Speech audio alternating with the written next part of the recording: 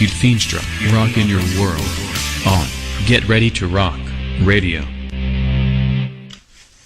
This is the Pete Feenstra feature, speaking to Cape Breton rock blues guitarist Dan Doiron. And here's the lead single from his brand new album Living Centre Stage. This is called Riding the Rods.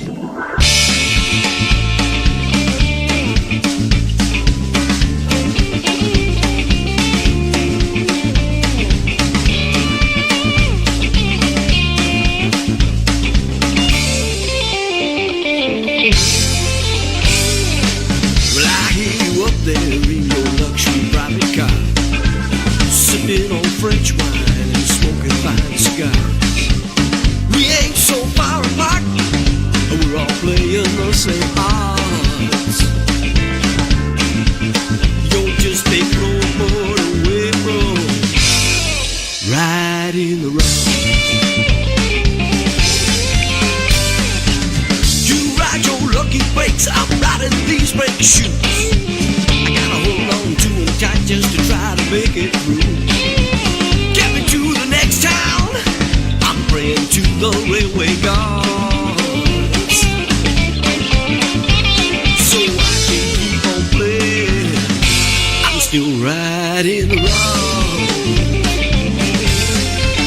riding the road.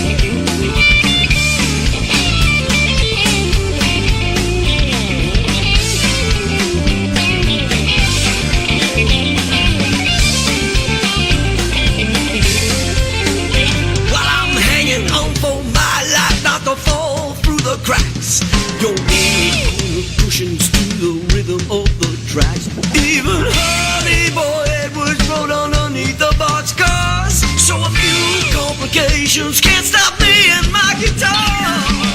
Could get down here, like the rivers underground. But there's no masquerading when you're riding around. Oh, you know the heat inside of me is like a firebox of dreams, rolling down the line on a full-headed stage. Get me to the next town, I'm praying to the railway guards, so I can keep on playing. I'm still riding the road, oh, riding the roads. I got to keep on riding, baby, riding the road.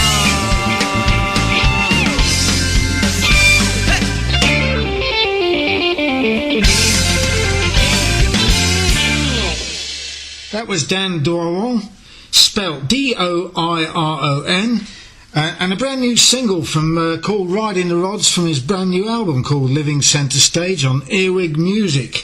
And this is the Pete Feenstra feature for Get Ready to Rock Radio. Welcome to the show, Dan. Yeah, thank you so much for having me, Pete. It's such a privilege to talk to you. Absolute pleasure to have you here. You're an award-winning Atlantic Canadian blues rock guitar player, singer-songwriter, engineer, band leader and musical educator, and you've represented Atlantic Canada at the International Blues Challenge in Memphis. And that's a great opening single from the new album, and it's got a historic narrative about blues legends and train travel. Now, I understand you got the idea from a film about Honey Boy Edwards. Did you have to do quite a bit of lyrics for the song? Research, I should say. Sorry. Yeah, sure. Most of us know the story of how musicians went from town to town, riding the rails kind of thing, they called it, hopping in boxcars. But I had no idea that when they were locked out of these boxcars until that they would ride actually underneath that, and they called it riding the rods. And I just kind of thought, the difference between that high society traveled by train back in that time, and they were up above, partying and having the finest wine, and then yet here's these other guys riding right underneath them, so the only thing separating them is a floorboard, but really, in their lives there's so much. So I just thought it was kind of a cool thing, but I hadn't seen it until I saw that movie about the life of Honey Boy Edwards, and I thought, wow, sometimes we think as blues musicians we got it tough. Yeah. Yeah. I think they had it a little tougher than us, Pete. Oh, that's for sure. That song also has a very nice train time rhythm that kind of emphasises the song's meaning and feel. And I notice you do that quite a bit on your arrangements, don't you? Yeah, I mean, it's pretty much because I'm a guitar player. I guess all of my tunes pretty much start with with some kind of a groove, And then I'm always writing lyrics, and I just kind of type them into my phone or talk them, and then so I'm always hooked up when I'm practicing daily. I'm always hooked into my recorder. So when I get a groove or something going, then I try to match it up with some kind of a lyric that goes, yeah, that kind of vibe kind of fits it. But yeah, for sure that one definitely has that railroad kind of. Train beat, for sure. It really does. You've also gone down the old-fashioned route, if I could call it that, of releasing a single in advance of the album. Did that track always stand out as a single?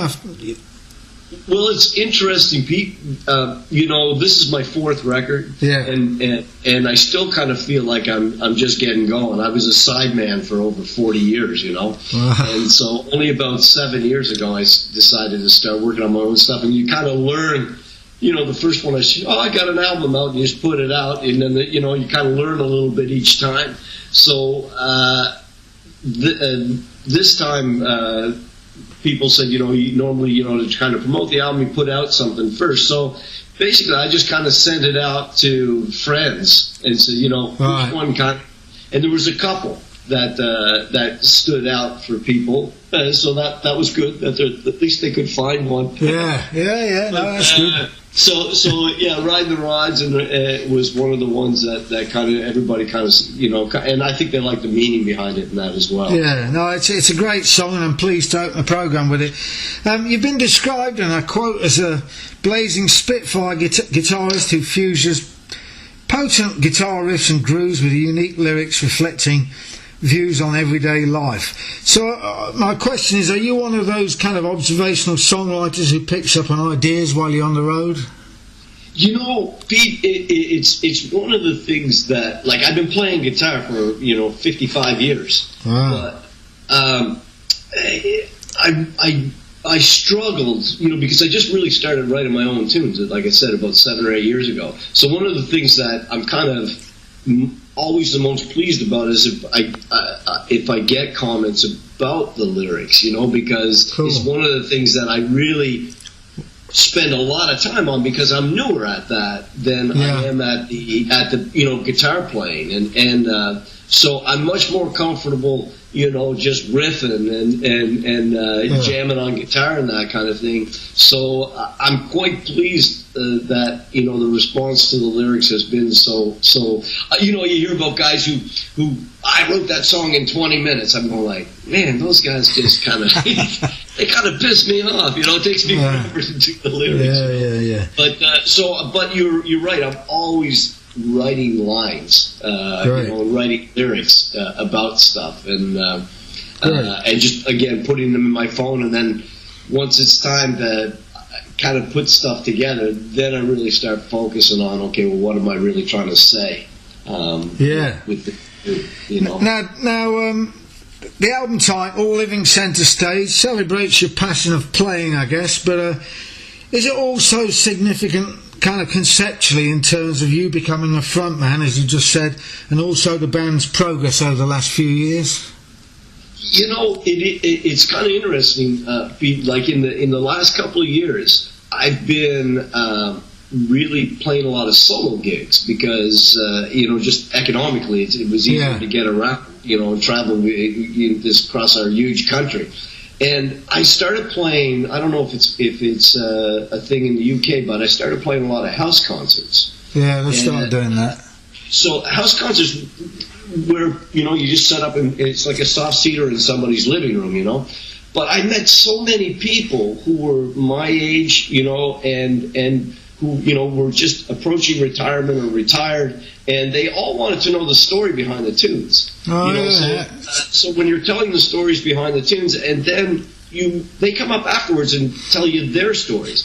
And I was so inspired by that I actually started this little other website called Living Center Stage to basically inspire people to look forward and look at this time in their lives as a time to really follow their passion. It's kind of like being a kid again, you get to kind of focus on yourself and growth and and your health and creativity and that. So that's kind of where the title comes from. It's basically live your center stage no matter what it is, if it's writing a book or travel or whatever.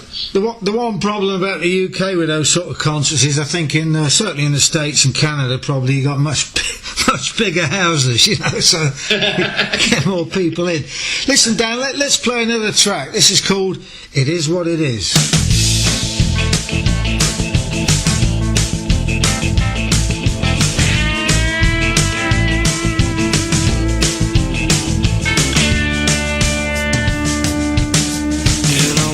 Fair in love and war, got it all and still want more, oh yeah.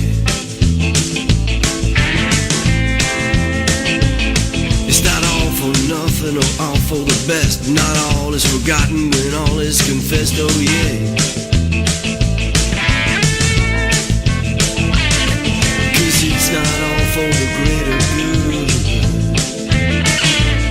It's not all for the best, not in all likelihood. Too close, or too close to call. It's not all for one and one for all. It just is what it is.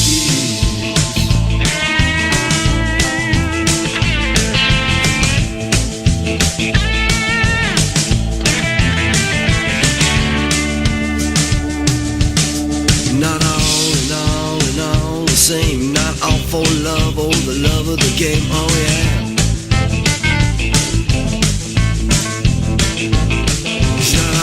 Nothing, not all in the past, not all in good time, not all for cash, oh yeah. Because it's not all for the greater good. It's not all for the best, not in all likelihood. It's not all too close or too close to call. It's not all for one and one for all. Just is what it is.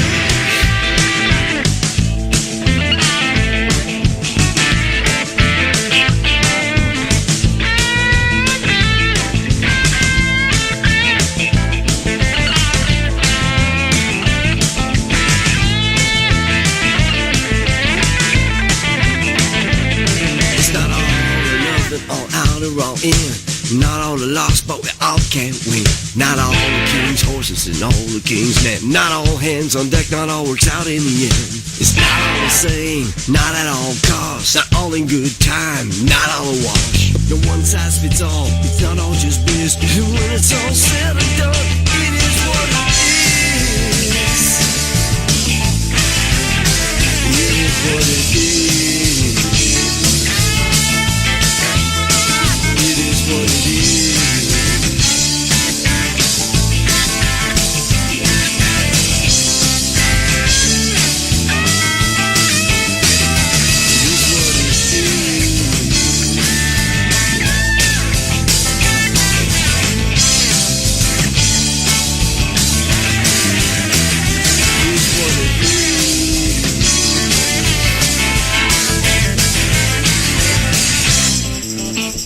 It is what it is. That was Dan Dwaron, and It Is What It Is, from the brand new album called Living Centre Stage on Earwig Music. And we talked about your lyrics just then. There's some nice little word plays on that and cool guitar tones.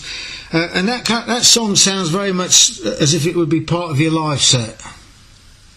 Absolutely, yeah. That's I mean, I've been playing guitar for so long that I've been influenced by a lot of different guitar players, and guys like Gary Moore was a big influence on me. Of course, Clapton way back before I even knew what blues was. I was learning that stuff. And then another guy was Mark Knopfler, and that's kind of that groove kind of on that tune kind of it's not that I'm comparing myself at all to the mighty Mark Knopfler, but it's kind of like I always loved his style and finger style and that kind of thing. And I just kind of that song, the play on the words and that kind of stuff is basically we hear so many people like they just blow stuff off, you make a comment about something and it's just like, hey, and I thought all of these different things, but it's just kind of crazy how we're really not saying too much and putting too much thought into stuff. So but that one is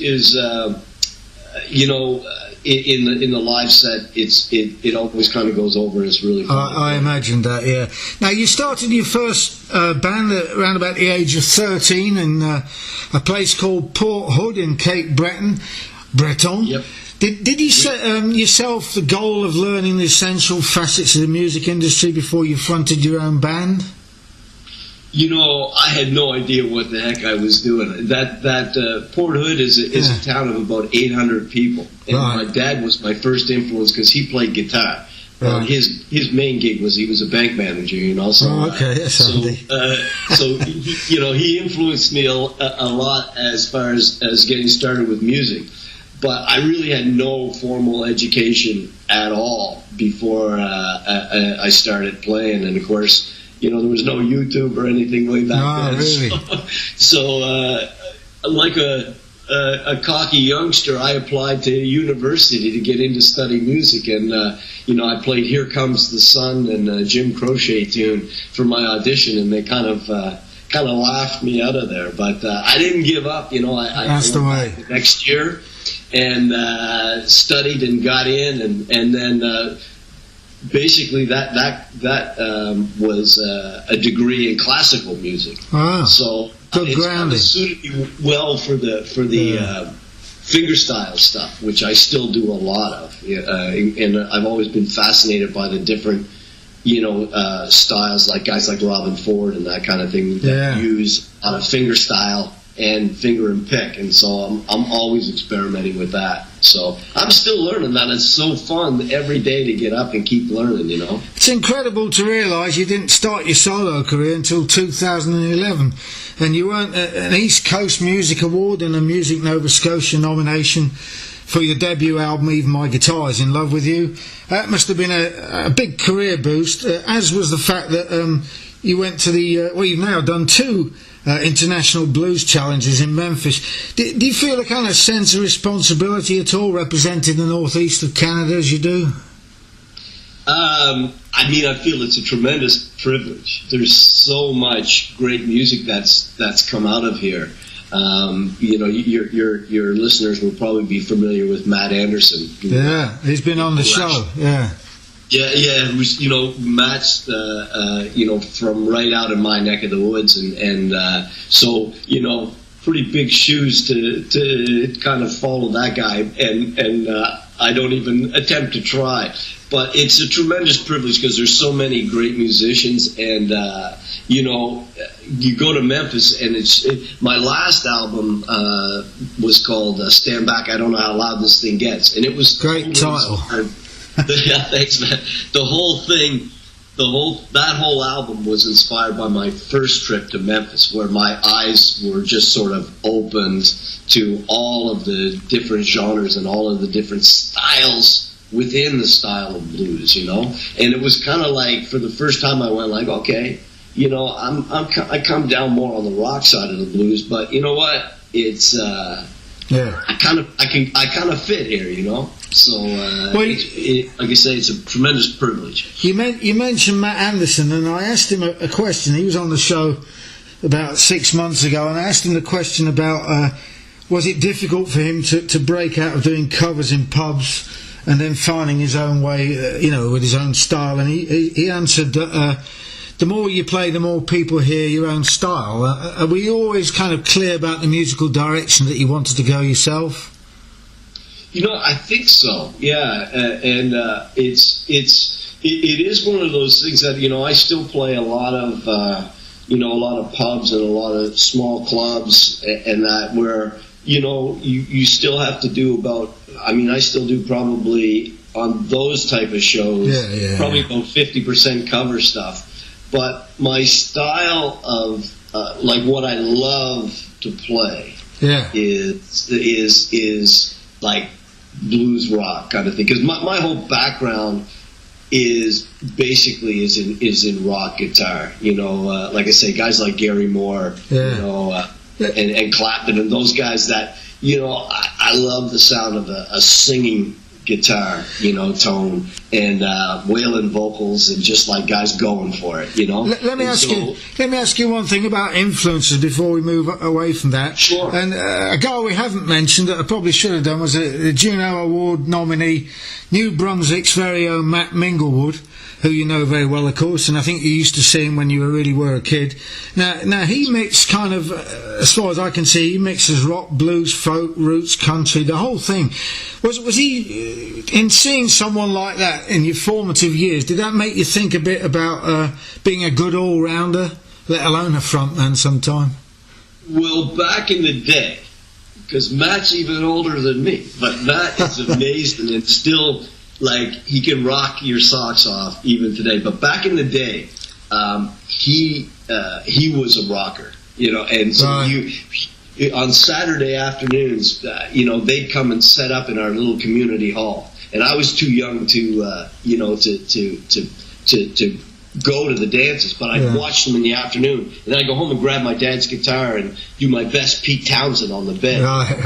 He was like, I can still remember them doing, like some of the Stones' early stuff, and trying to figure out how the hell were they playing Brown Sugar. And I was going home and I was trying to figure it out. I didn't know about open tunings at that time. But I figured it out after a long time. Great grounding. Let's play another track, if we may. This is called Rocky and Adrienne.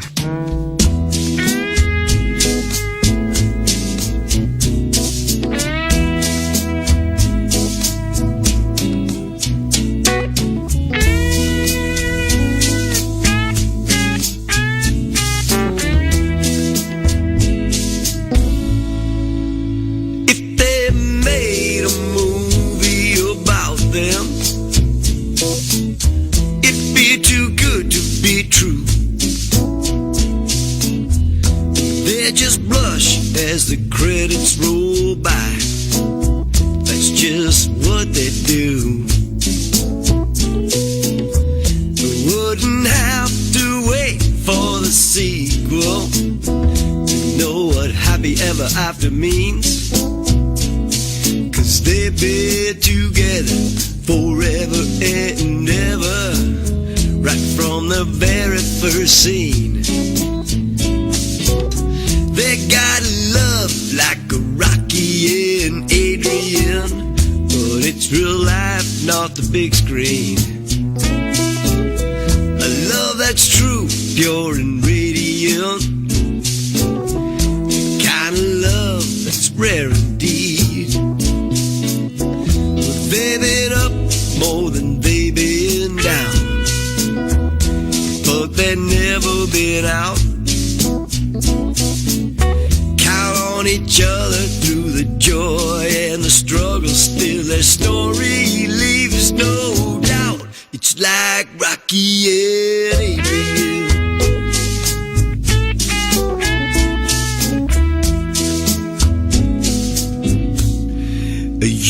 His wallet still holds a photo of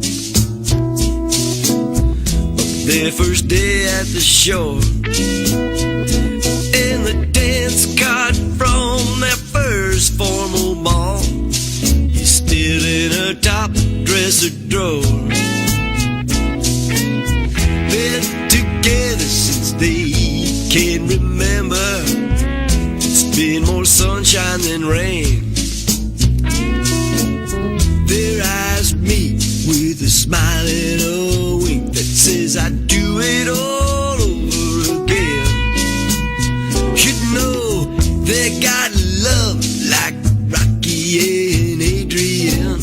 It's real life, not the big screen. The kind of love that's pure, true and radiant. The kind of love that's rare indeed. They've been up more than they've been down, but they've never been out. Count on each other through the joy and the struggle. Still their story leaves no doubt. It's like Rocky and Adrian.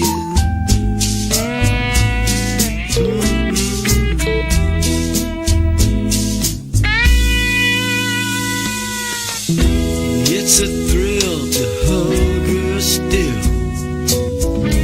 She's still a little shy. When she pats his hair and touches his arm, he knows he's still one lucky guy. They're like Rocky and Adrian.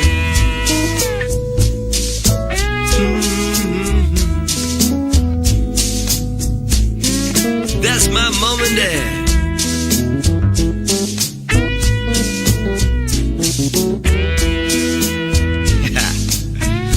Like Rocky and Adrian.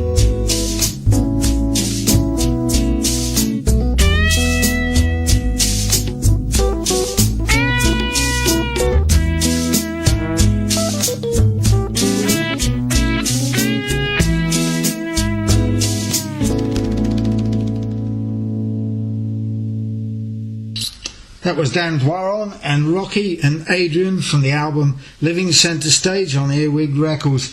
So tell me about that song. Is that about your folks? You know, man, that tune, I mean, it kind of, you know, if you were a straight up blues aficionado kind of thing, you'd go like, hey, what's that doing on a blues album? But great track.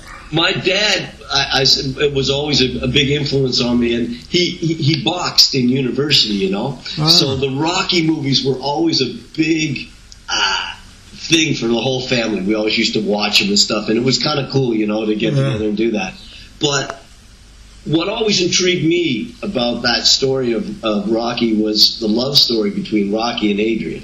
And, you know, my dad and mom are 90 years old. My dad just turned 90. My mom is 88. And I had this line for a long time. I want to love like Rocky loves Adrian. And my dad one day was, you know, that generation doesn't really show, you know, a lot of emotion. They're not kissing and hugging all the time. And I just looked at my dad and mom one day and I just went, holy shit. There's Rocky and Adrian right there. There's a love story that lasted. So that's the germ was that one line that, you know. It's a great line, great title, which I got wrong, but it's a great track. Musically speaking, Dan, you're living in, or you were living, I think you're in Halifax now, but you're living in Atlantic Canada anyway. Was that ever a kind of a double-edged sword? Because on the one hand it was probably not a very big scene, but on the other hand you can make a splash and get noticed. Is that the case? It is. It's one of those. You know, it's definitely tougher living out here because of, you know, we have a very small population and a lot of territory to cover between, you know, gigs kind of thing. So I think you're right. There's, but in one respect, though, Pete, there's a lot more competition. You know, because there's a lot of guys and gals that are, you know, playing all the time, and so it's one of those things that, you know, as I progress, it's kind of like I play a lot around here, but I really need to, get outside of Atlantic Canada as well, which is why I've been doing these house concerts and that kind of stuff as well. The summer is great because you get to, the festivals, yeah. But it's very small. It's very short, rather. But being on Earwig now, is that going to help you break out into Chicago at all? Do you think, or the Lakes? Well, I hope so. Yeah. That's just happened actually, just about 2 months ago. And my first real opportunity to work with Earwig kind of came just last month at the International Blues Challenge, where Michael Franks, who's the CEO of that company, kind of took me around and introduced me to all these guys that I went like, holy shit, that I've been, some of players that I've been watching for a long time, who were there, and so we'll see. It's all, for me, it's all a journey, and it's been, fantastic so far. But I really hope to, that my music gives me a little bit of an opportunity to travel and play more and meet more musicians. That's what it's all about for me. Absolutely. Okay, let's go back to the album. This is Prelude to Destiny.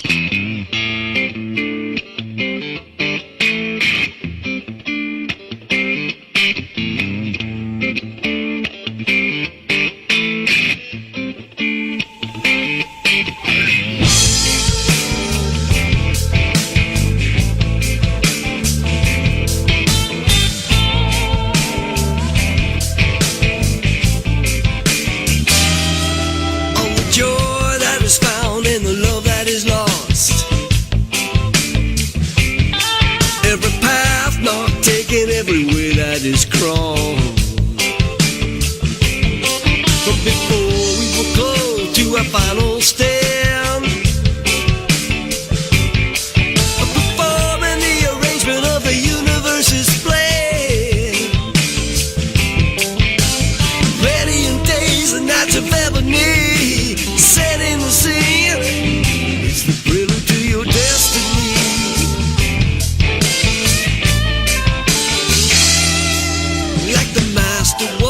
As the strings play themselves, like a mother eats the bread with her mind somewhere else. It's an automatic or some prearranged state, 'cause you can't run fast enough to race your own fate. You gotta trust yourself with all your energy, 'cause all of this time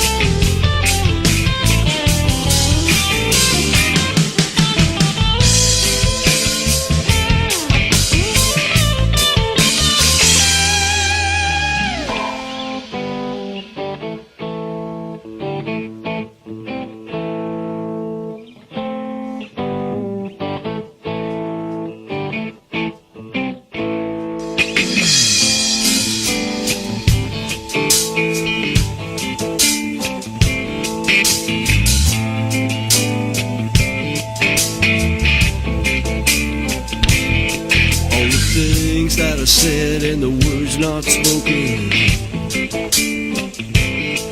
all the deals that are made and the promises broken. Oh, the pleasure enjoyed or the pain that's quit. Best skin or costume, comfort or unfit. Keep the faith and believe. It's all by design. It's really to your destiny. Oh, keep on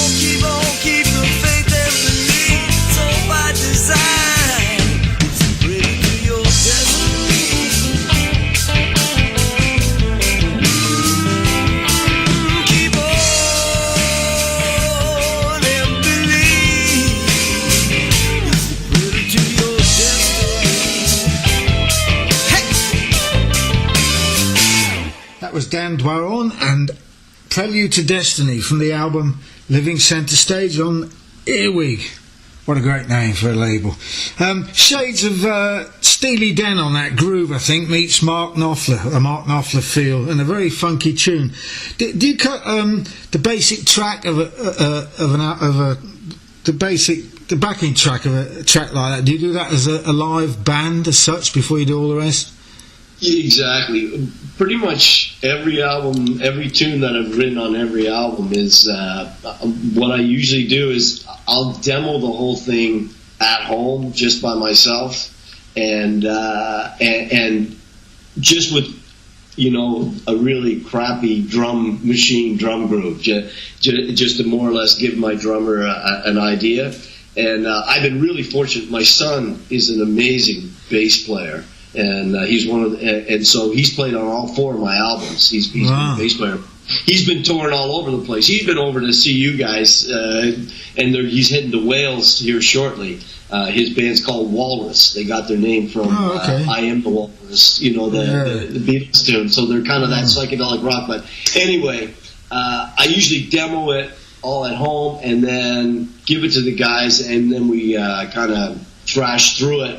And I'll do bass, drums, guitar, and just a guide vocal all in the studio. And then essentially after that, Pete, I do the rest of it. I live in an apartment, so I confiscate my brother's house and take my amplifiers into his house and go down in the basement, and I'll do all of the guitar parts and vocals there kind of thing. But the beds are all done. We're all done live this time. I described your last album for Get Ready to Rock as soulful, funky blues rock that showcases your melodic sensibility, your lyrical ability, and instrumental versatility. You've touched on this already, I guess, but you are very much a field player who seems to love grooves. Absolutely, yeah.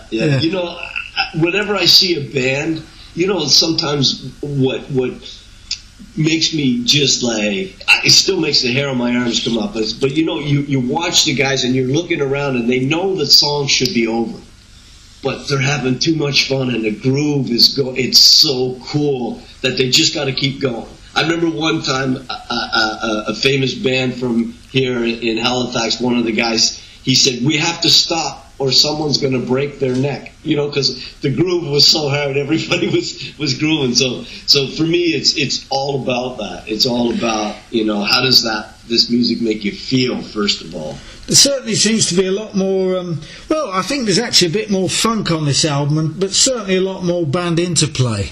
Is that because of the keyboards and stuff? Yeah, I was really fortunate this time to have Ross Billard, who's we mentioned Minglewood before. Ross played with Minglewood for years and years as well. Right. Minglewood, his band for years, and it's just like when he came on board with the band, it just added a whole other element. I love the trio. Because I love everybody has to take responsibility. Yeah. But then we actually had an old Hammond B3 in the studio, and the interplay and Ross, all of my lines, of course, are all come from guitar, so I wasn't thinking keyboard, but when he would hear them, he would either be answering, because we added his parts later, or doubling them and all of that, and it just added a whole other dimension to it, for sure. Right. Now, one thing we ought to tell people is for a lot of years you ran your own studio, of course, and you played a lot of sessions for other people. Are you essentially one of those musicians who needed pushing then to go out on your own? No, man. It was always in the back of my mind. Right. I wanted to do it forever. And I think, that we talk about double-edged sword, but the studio was kind of a double-edged sword in that I started recording. I built the studio to record my own stuff. Yeah. 18 years later, I shut it down without ever recording my own thing. That's a classic. So I never when I owned the studio, I never recorded a note of my own stuff. Unbelievable. And I kind of stopped playing, because I had to pay for all of, I had to pay for the studio and the mortgage and all of that kind of stuff. Yeah. So I was just working all the time, and I stopped playing. So I went like, this is crazy. So I just shut it all down and decided, like I say, about 7 years ago, it's kind of now or never, you know. So, Well, happily now you're an established musician, and you've got 4 albums out, and you've built your own profile impressively. And but you're also a tutor in the Blues in Schools presentations, I believe. And there's a lot to be said about the power of blues as an influence, rather than just a historical genre. How do you kind of contextualise blues in your college talks? well, you know, I did teach junior high music for about 8 years, way back. So I love talking to the next generation, you know, about the whole, you know, where it came from. And it's crazy. The more that we research it, the more that you let the kids know where everything came from. Yeah. It's pretty cool, you know. And sometimes, like I say, I didn't have that opportunity when I was a kid. Like, I was listening to Clapton, and I thought it was all his stuff. I didn't realize, you know, it came so planting those seeds of, like, you know, being where it came from, and how these people who were influential, they were influential because they did something different. Yeah. And then planting that seed is that, okay, we're handing it over to you guys. Here's the heritage. Now, what are you going to do to make that music grow? You know, how are you? You know, and for me, that's a tremendous privilege. And some of the times I get not only to just do the talking about the you know, the presentation, but also to work with the kids and students and write music and then perform it that night. You know, and see how, you know, you learn from them as well. It's like, well, they took that somewhere where I Yeah. No, that's a really great thing. That's what music is, isn't it? Yeah, you know, Organic. Exactly. Absolutely. Yeah. Let's play the title track of the album. This is Living Centre Stage.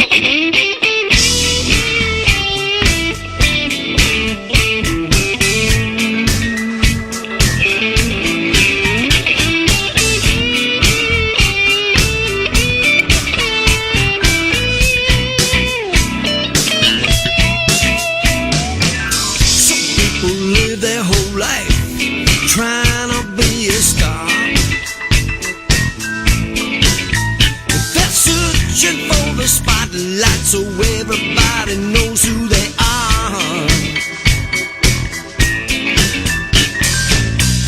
I don't claim to know much philosophy,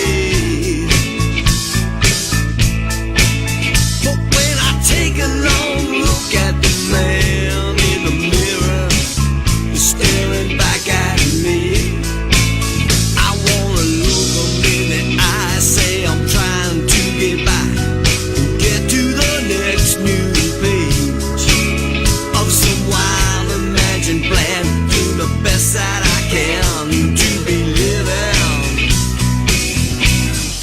living center stage.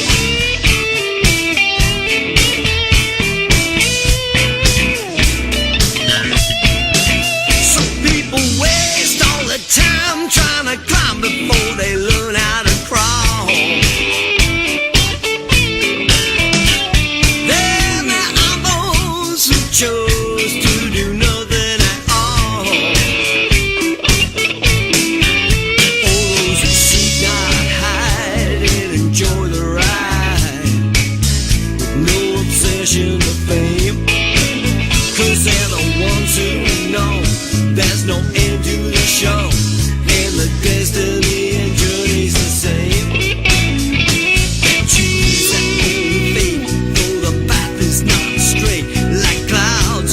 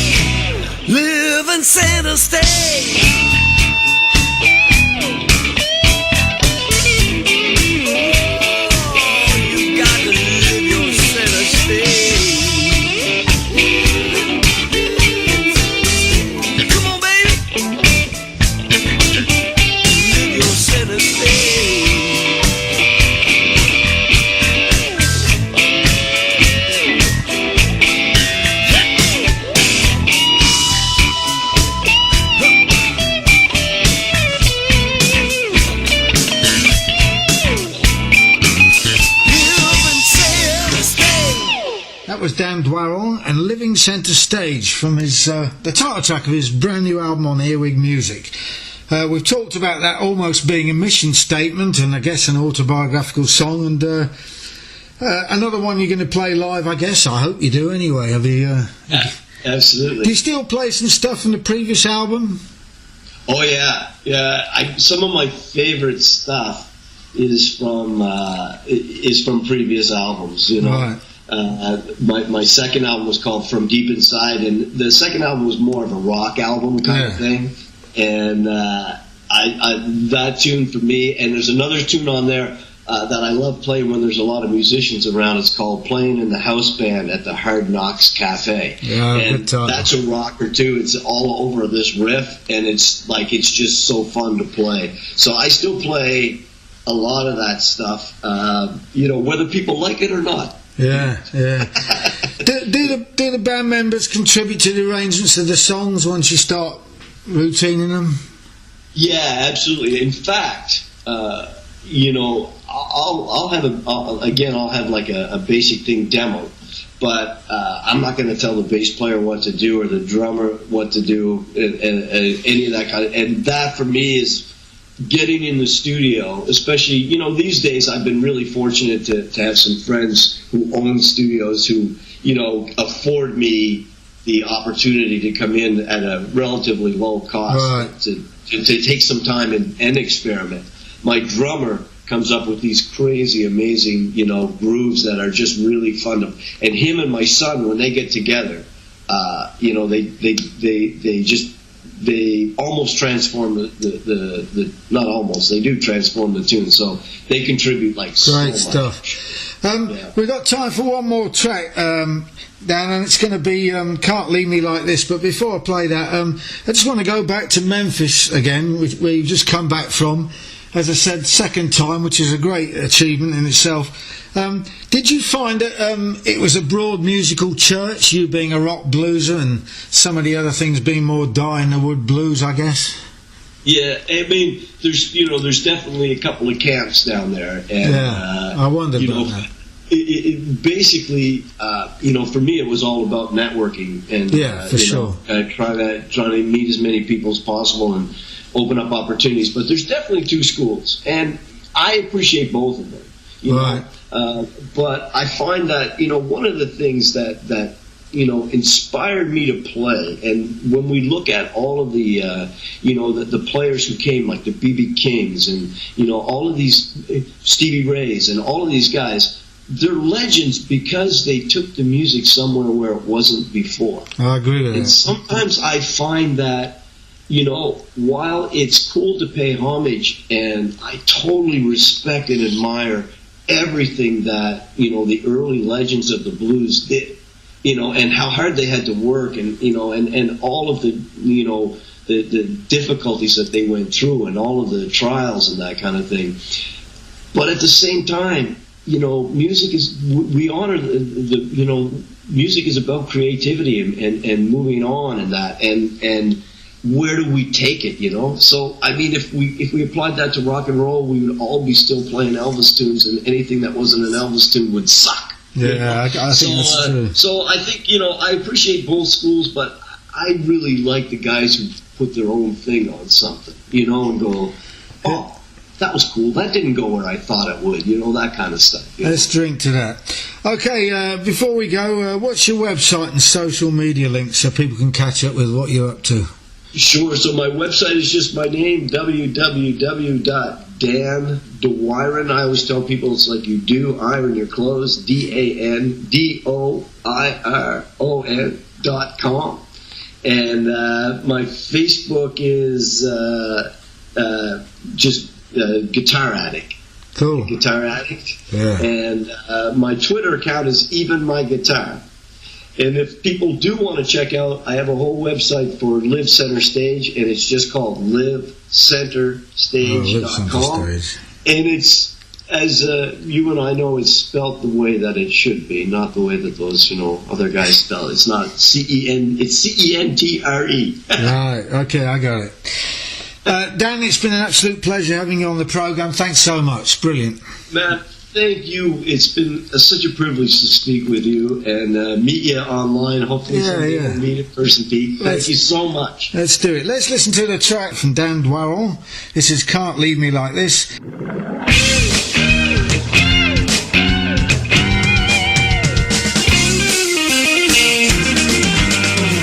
Let me tell you, babe, you got me worked up in a bind. You smell good, you're so crazy, I'm going out of my mind. You could have been a lift operator, 'cause you never stop pushing all the right buttons on the rise to the top. I'm a poor boy bleeding, my mind's in a mess. I can't take the pressure, I can't take the stress. I can't get by on just one kiss. Baby, can't leave me like this. Now my baby can make me do anything she wants. I take her out dancing and wine and dine at all the fancy restaurants. If I had some backbone, I might not have all this grief. Might not matter, you know, 'cause that's not where I need to be. I'm a poor boy bleeding, my mind's in a mess. I can't take the pressure, I can't take the stress. An hour cold shower and still it persists. Baby, you can't leave me like this. It's out of my hands. This wasn't my plan. Baby, what did I miss? From my heart and soul, I'm lost on control. Baby, you can't leave me like this.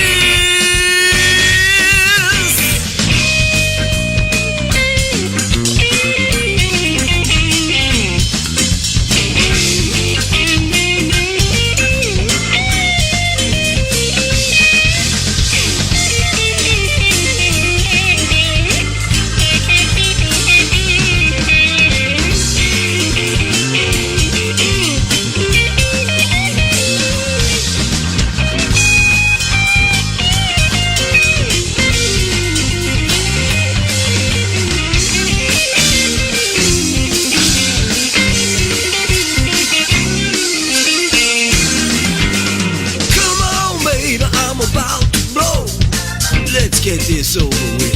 You know, waiting and pacing, taking things real slow. Well, that's just a myth. Can't get my mind to nothing else.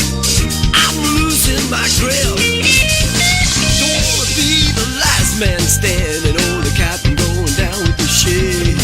I'm a poor boy bleeding, my mind's in a mess. I can't take the pressure, I can't take the stress. With sugar on top and lemon twist, I say, baby, you can't leave me like this. Can't take the pressure, I can't take the stress. Baby, can't leave me. Baby, can't leave me like this. That track was called Can't Leave Me Like This from the album Living Centre Stage. But the album he put out before was called Stand Back, I Don't Know How Loud This Thing Gets. Wonderful title. Here's the title track from it. This has been the Pete Feenstra feature, speaking to Dan Dwaron.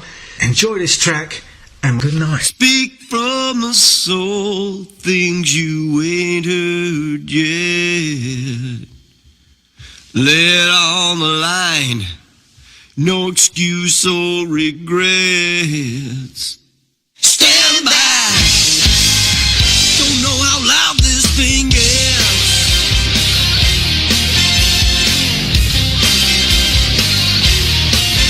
Well, people everywhere just trying to be heard, to be the loudest and scream every word. Those with the most to say seem the most absurd. Too many voices in the message gets heard.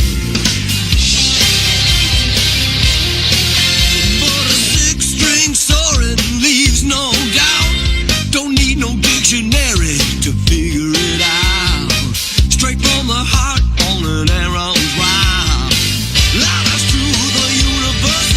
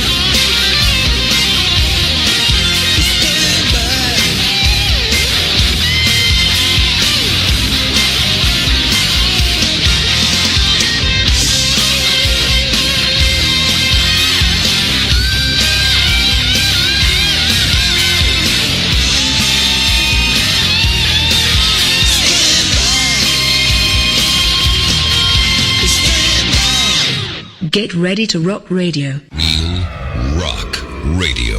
Hot music that'll take your breath away. Music you want to hear.